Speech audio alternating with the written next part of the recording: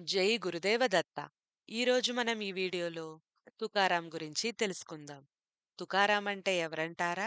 స్వయంగా శ్రీ మహావిష్ణువే గరుడ వాహనం పొంపి ఈ మహానుభావుణ్ణి వైకుంఠానికి తీసుకువెళ్లారు. అదేనండి భక్త తుకారాం గారు. అసలు ఈ భక్త తుకారాం ఎవరు? ఎక్కడ పుట్టారు? శ్రీ మహావిష్ణువు స్వయంగా గరుడ వాహనం పొంపి ఎందుకు వైకుంఠానికి తీసుకుని వెళ్లారు? అదంతా ఈ వీడియోలో చూద్దాం. స్కిప్ చేయకుండా చూడండి. ఇప్పుడు మీరు చూస్తున్నారు కదా, ఇదే ఆయన పుట్టిన ప్రాంతం దేహు. ఇది పూనా లేదా పూణేకు దగ్గరలోనే ఉంది. దేహు అనే గ్రామంలో క్రీస్తు శకం 1607వ సంవత్సరంలో బాల్లో కనకాయి అనే దంపతులకు తుకారాం జన్మించారు. ఈ తుకారాం గారు చిన్నప్పటి నుంచి దైవారాధనలో పాల్గొంటూ ఉండేవారట. ఒకసారి మహారాష్ట్ర ప్రాంతంలో కరువు వచ్చిన సమయంలో కుటుంబ సభ్యులు ఆకలి చావులకు గురయ్యారు. తుకారాంకి జీవితం మీద విరక్తి కలిగి తనను తాను విఠలుని పాదపద్మాలకు సమర్పించుకున్నాడు. ఈ తుకారాంకేమో ఈయన దగ్గర ఉన్న ఏ వస్తువునైనా అడిగిన వారికి లేదనకుండా ఇచ్చే స్వభావం కలవారట. ఒకరోజు తమ ఊరిలోని బండారి గుట్ట మీద గుహలో ఉన్న గుడిలో ధ్యానంలో నిమగ్నుడై కూర్చున్నారు. అప్పుడే తుకారాంకి భగవత్ సాక్షాత్కారం కలిగింది. గురు కృప కోసం తల్లడిల్లిపోయేవాడు. ఒకసారి సాక్షాత్తు పండరీనాథుడే స్వప్నంలో దర్శనమిచ్చి తుకారాం తలపై చేయి పెట్టి నిమురుతూ సముదాయించేవారు. ఆ తరువాత తుకారాం గారు 7-8 వేల అభంగాలను కూడా రచించారు. ఇది పండరీనాథుడి ఆలయం యొక్క ఎంట్రన్స్. ఇప్పుడు ఉన్నట్టుగానే ఆ కాలంలో కూడా అసూయాపరులు ఉండేవారు. ముంబాజీ అనే మంత్రతంత్రగాడు, ధర్మాధికారి రామేశ్వర భట్టులు ఆదర్శ జీవితం గడుపుతున్న తుకారాంని చూచి ఈర్ష్యపడి సర్పంచి దగ్గర లేనిపోని చాడీలు చెప్పి పంచాయితీ పెట్టి ఆ అభంగాలన్నిటినీ ఇంద్రాణీ నదిలో వేయించారు. దుఃఖంతో పరితపించాడు తుకారం. అది ఆయన వస్తువు, ఆయనకు సమర్పించుకున్నాను అని సమాధానపడ్డాడు. ఇదంతా చూస్తున్న విఠలుడు ఊరికే ఉండగలడా? తరువాత అభంగాలు రాసి ఉన్న తాళపత్రాలు ఒకదాని వెంట ఒకటి తేలుతూ ఒడ్డుకు వచ్చాయి. శివాజీ మహారాజ్ పంపిన మణులను మాణిక్యాలను సైతం వద్దనగలిగిన మహానుభావుడు ఈ భక్త తుకారాం. ఇప్పుడైతే భక్త తుకారాం గరుడ వాహనంలో వైకుంఠానికి వెళ్లిన ప్రదేశాన్ని చూద్దాం పదండి.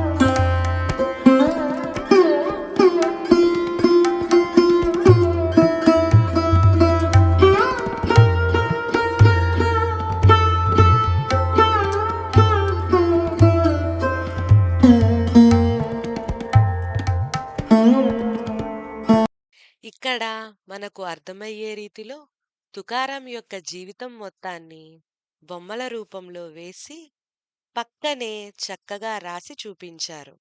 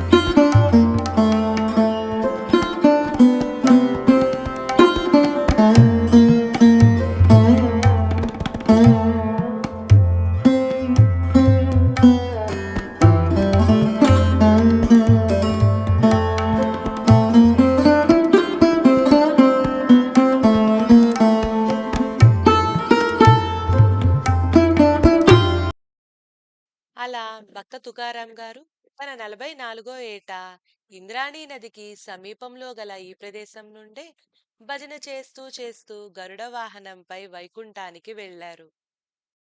అలా తాను రాసిన అభంగాలను మధురంగా గానం చేస్తూ ప్రజల భక్తిభావాలను పెంపొందించేవారు.